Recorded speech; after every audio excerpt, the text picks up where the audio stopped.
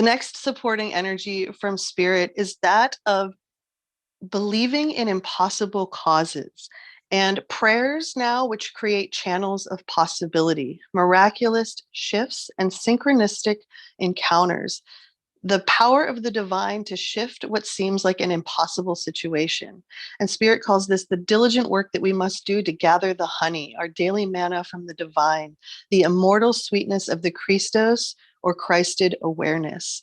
The lyrics, what if you were making me strong? What if you were here all along? What if I'm right where you want me? And so once again, realizing that kind of resistance is futile in this death and rebirth cycle that we are currently in. But when we begin to embrace it, when we begin to accept it, when we start to wonder, what if this is making me strong? What if, God is with me in this? And what if I'm actually right where I'm supposed to be? When we start to do that, we begin to release our suffering and our victim consciousness and the energies of martyrdom that come with that, because victimness and victim consciousness and martyrdom are really just the flip of each other, the inverse of each other. And so Spirit says miracles will happen when we choose to be steadfast about something or someone. This does not mean remaining in a situation which is harmful to us. It means knowing we can believe anything is possible and that everyone is ultimately forgivable. We are freeing ourselves from heavy emotional burdens, never giving up on what we want for ourselves. The path to our desire is now possible. We may not know how, when, or where things will align for us, but that is not our responsibility. We participate in deep prayer and active receptivity, showing up to our next right action.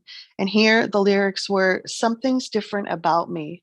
There's been a switch in my demeanor. And if you ask me why I'm changing, I found my life when I found grace.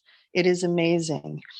And so this feeling that when we're in, if you want to look at it as, an elevator and we're in these lower floors of the elevator and everything feels really heavy and dense, it's really hard to know that there are higher floors, that there are different channels out there that we can switch into. But when we begin to call on grace and we begin to prioritize our relationship with our inner spirit, with our soul, with God, with the Trinity, which is the mind, the body, and the soul together with the spirit, we are then able to have that switch take place in our demeanor, and people begin to see us radiating an inner light, and they may not know what it is, but they know there's something different about us.